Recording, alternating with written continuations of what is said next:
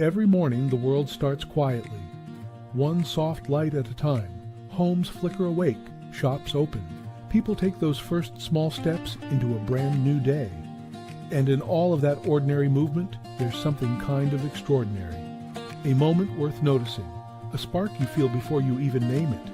Sometimes it's quiet, sometimes it's small, but kindness shows up right on time. And every morning we choose to show up with you so we can look for that spark together. Good morning. I'm Matt Roof, the Uncommon Kindness Guy, and this is Kindness Rising. Let's rise together.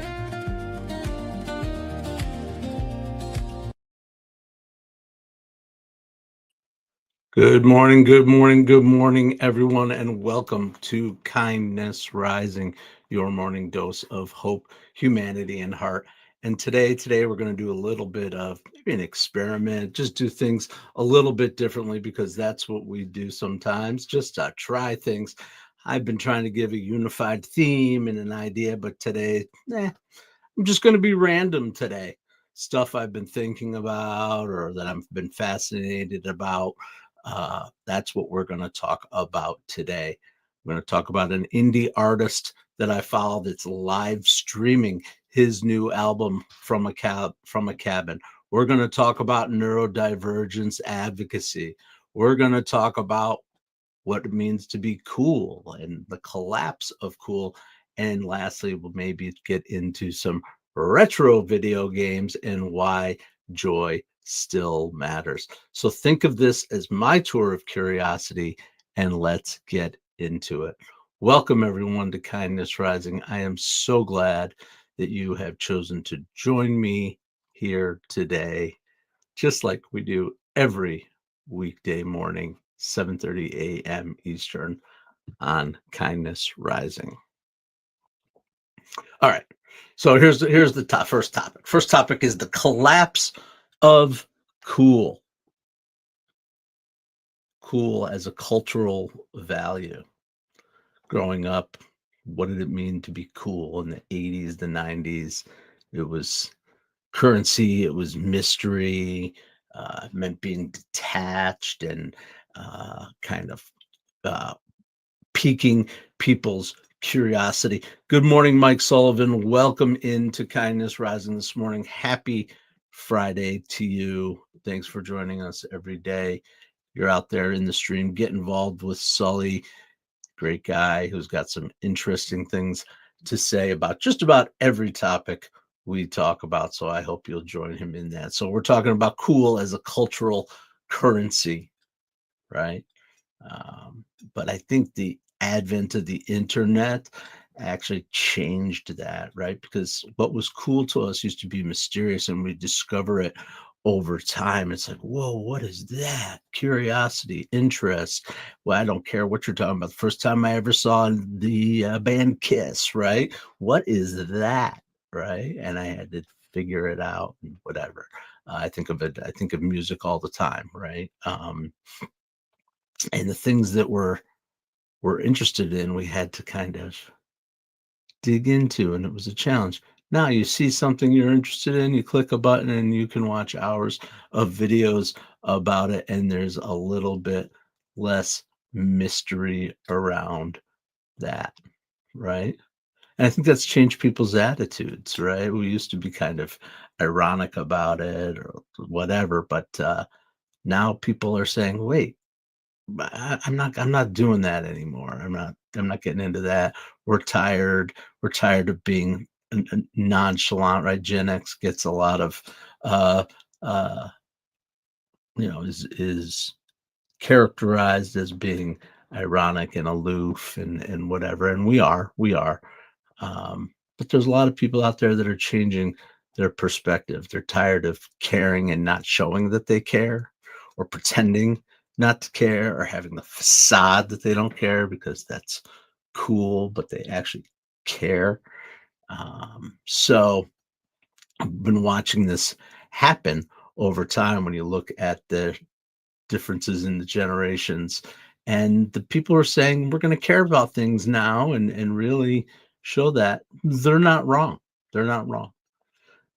Because when everything becomes aesthetic, right? That's what's happening now. And with our access, Avery the Freak, welcome in. I am glad you are here. Thanks for saying hi in the chat. Tell me where you're coming from.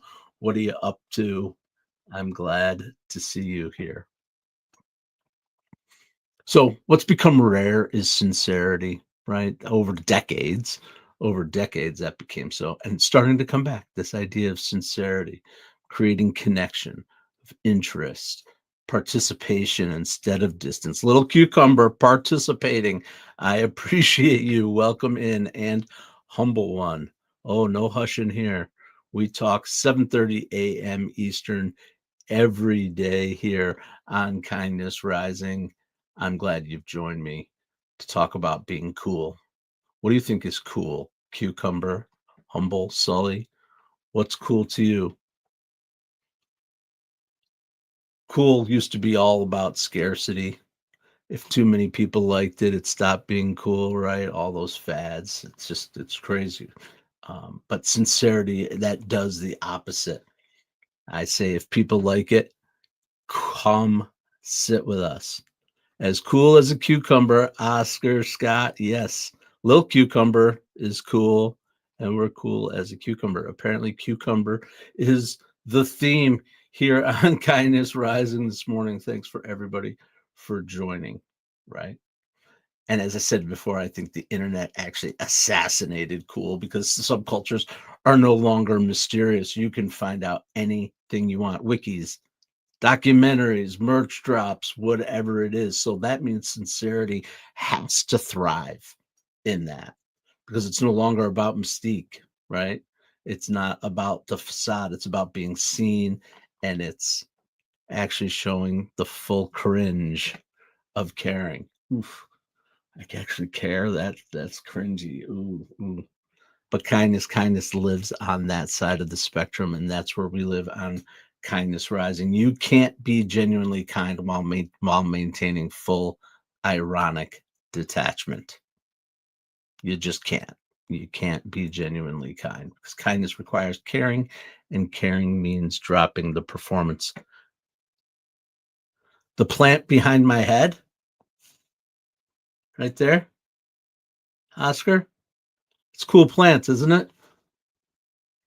It's plastic. That's what it is. It's plastic, dude. I don't know. It was from Home Goods. I used to have a natural plant, a peace lily, actually, and I couldn't keep it alive down here in my studio basement. But I'm glad you like the plant. I think it's a nice aesthetic to be kind. And my little Steely here, Grateful Dead. We lost Bobby Weir this week. If you're into the Dead, you know that the impact, and I talk about the impact of the Grateful Dead on my life a lot. Their lyrics, times when I leaned into the music to get me through, uh, inspiration from the total aesthetic and the ethos of the Grateful Dead. Absolutely. All right. So, what are we saying? We said rest in peace to Bobby Weir. We're saying rest in peace to Cool.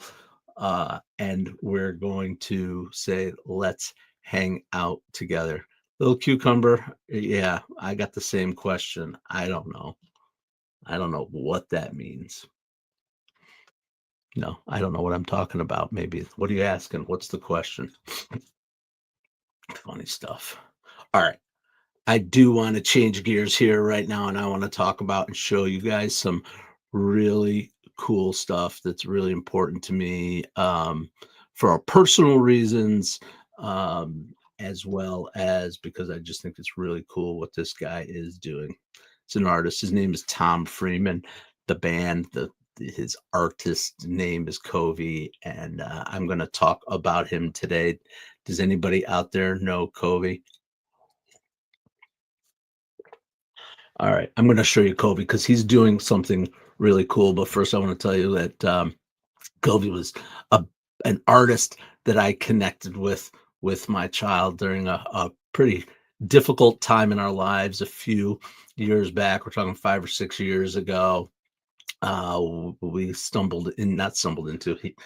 My child introduced me to Covey, and it was something that made me realize is that no matter how old we get, we all come from the same stuff. Covey sings a lot about themes of family and mental health and ideas of identity and purpose in his very, I think, unique and interesting way. And so now he's doing something that I think is even cooler, and it aligns with what we're doing. Oscar Scott, you probably don't know any of his songs, but I'm going to actually play a little bit of his music here. Why don't I do that right now so you can see who I'm talking about? That's more important right now, I guess. Yep.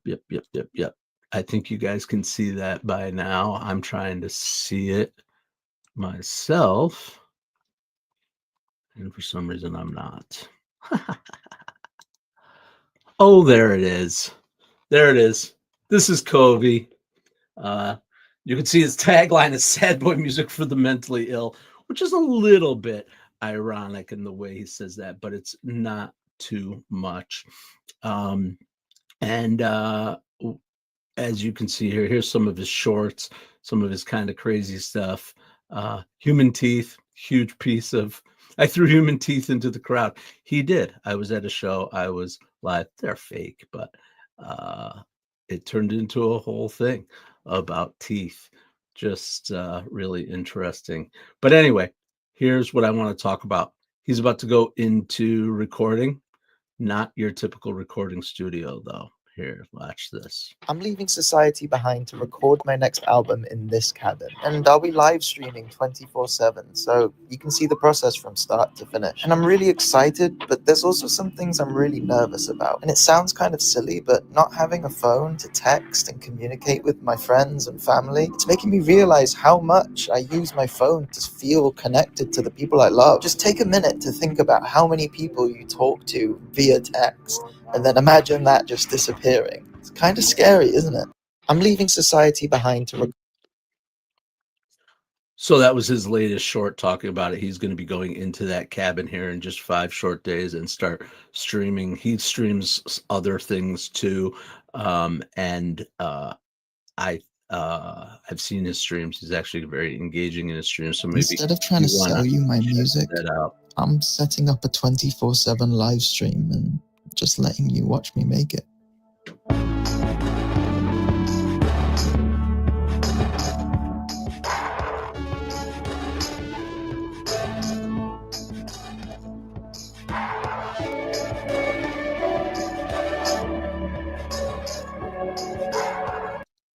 Okay, that's enough about the stream, but it's really cool because that's what we're doing here. That's what an interesting use of the medium for live streaming. Whoop, why is that doing that? Okay.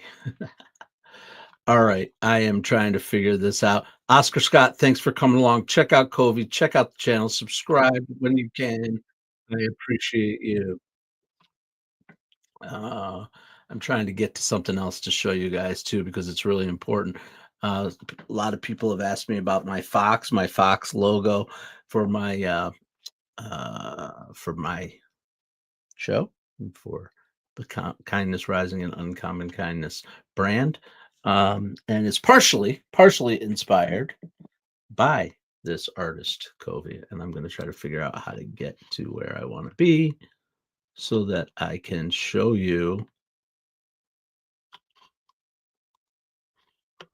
what I'm talking about. All right. I did it again. Yay. All right.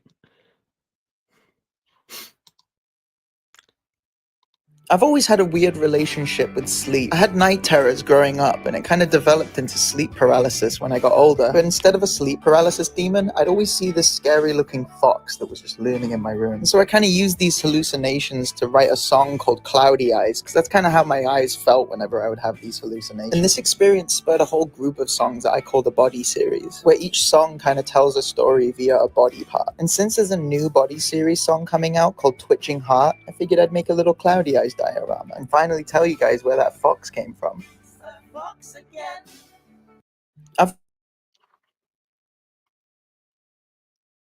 All right, so I show you that to show you that he's a multimedia artist and just a really cool guy with a lot of great ideas, and he makes amazing music for sure. Am I still sharing? I don't think I am. Okay. Thanks for everyone for joining. I appreciate you. I've been talking about Covey for a while now. Maybe before the end of the show, I'll play a little snippet of his actual music, but I am going to move on to my next topic, I think. Okay. I told you it was going to be a little bit of a different show today. I was not kidding. Covey's headed into the wood 24/7. I think it's cool. I think it's kind of revolutionary. There probably are other people that are doing it. But I remember Bo Burnham did it during the pandemic. If you guys remember that, I think it's pretty cool to choose process over polish. That's what we do here on the Mornings in the Lab Network and on Kindness Rising every morning at 7:30 a.m. Eastern. And I hope you will subscribe to the channel and come join us live weekdays, Monday through Friday on the Mornings in the Lab Network. Subscribe to the channel. Absolutely. And of course, I've been paying attention to live streaming. Of course I have, because that's what I do here.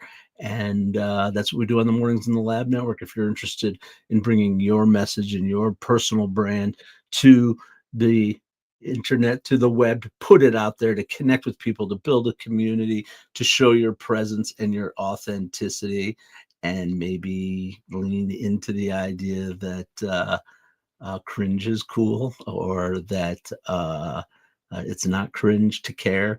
What's up, Noli 529? Welcome in.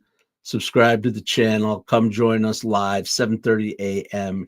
Eastern every weekday. Every weekday. Absolutely. I am here. And we're building a community. We're building a community where we'll have inside jokes and we'll have support for each other, telling our story, telling our ourselves, sharing ourselves, sharing what we have to give to the world: kindness, balance, growth, self-acceptance, curiosity. Today is all about curiosity. 4:47 a.m. coming to us from the West Coast. Noli, we got another guy in our community who comes here every day. Mike Sullivan, future life coach out there on the West Coast in the Bay Area, who comes out here every day. Maybe you guys can connect and wake up together, wake up with us. Tell us more about yourself, Noli 529. All right. Again, live, moving from polish to process and to presence, right? From spectacle to sincerity. That's what we're doing here, just sharing what we're doing it live, making our mistakes live, learning and growing. You're from the game Forsaken. Interesting. You came straight out of the video game into my live stream. I think that's amazing.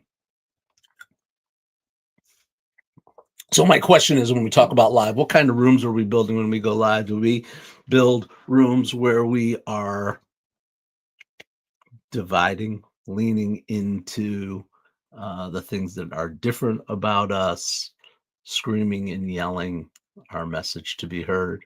Or do we bring calm and presence and a little bit of joy to the world and still have fun? It doesn't have to be so freaking serious all the time.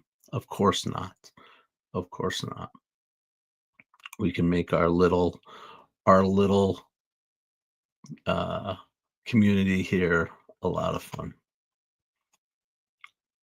Good morning, Archangel Michael. I appreciate you. Thank you for coming out. Thank you for coming out. All right. Another thing we do on Kindness Rising, another important part of what I want to do and what I do every day, is talk about good people doing good work. That is my mission, to multiply kindness and unlock growth and amplify the voices of good people doing good work. And this is a first for me. We talked talked about it yesterday, teased it a little bit, but I've always talked about organizations.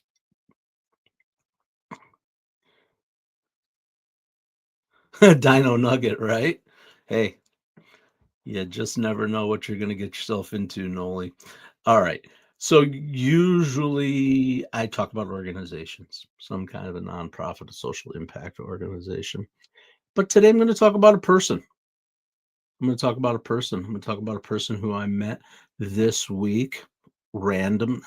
Nothing's random, but through a common connection on LinkedIn in Texas, and discovered that we live in this very same community and share the same a lot of the same perspectives, even though we come from very different backgrounds. And but the point is that there are people out there doing good work and meaningful work in their communities, and that's what I want to highlight to you today. So I'm going to share. Maybe. What did I do wrong? Gosh darn it, I closed her LinkedIn. But I did save her website. Okay. Neuro Awesome Life. I'm talking about a woman named Dawn Marie Solis. Dawn is an advocate for 30 years. She's been helping people build communication skills and resolve conflicts. Her original focus was on emotional intelligence, which is certainly something we talk about here on Kindness Rising too. But her focus really is on information, education, and advocacy for neurodivergent teen and adults. And what I love about her approach and why I was drawn to her to meet with her is that hers is a lived experience. Very smart person, educated, has a lot of information, but she's turned her experience into purpose, her own differences into light for others. And it clearly comes out in her passion to help people better understand themselves so that they have more productive interactions and more fulfilling relationships. She's mentoring teens and adults, and she's doing talks all over. Check out Neuro Awesome Life. She also has a book called Neuro Spice, my inappropriate and something Neuro Life. I'm going to try to find it, but very interesting. She's written a book, and she's part of a group of authors. You see these authors' names here on her website that write about, that support families, that share one conversation and one moment, or whatever it is that helps people who are experiencing their own challenges related to neurodivergence. I'm navigating around. I'm riffing while I'm navigating. I was trying to find her LinkedIn, but I can't. Oh, here, maybe it's right here, right from here. Can I take it right to there? Amazing. The internet is amazing. Links and all that stuff. I'm sure you guys can see her there now. No, no, you can't. Gosh. Boop, boop, boop, boop. Beep, boop, boo, doo, doo, doo, doo, doo, doo, doo. I'm like it's like a circus here.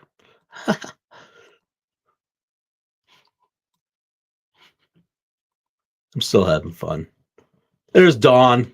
There's Dawn. There's awesome Dawn Marie Solis, nonprofit founder, neurodiversity consultant, speaker, author, and advocate, board member at the Neurodiversity Network of Western New York. That's a pretty good credential. She is not just talking the talk, she's living it, having experienced her own story, which I will allow her to share. But here's Neely.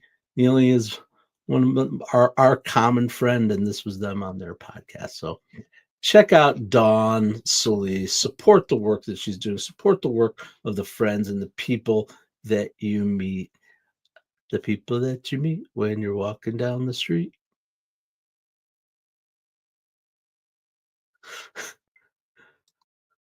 I'm having fun today, for sure, for sure. All right.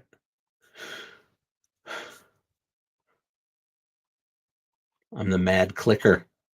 I'm the mad clicker. All right.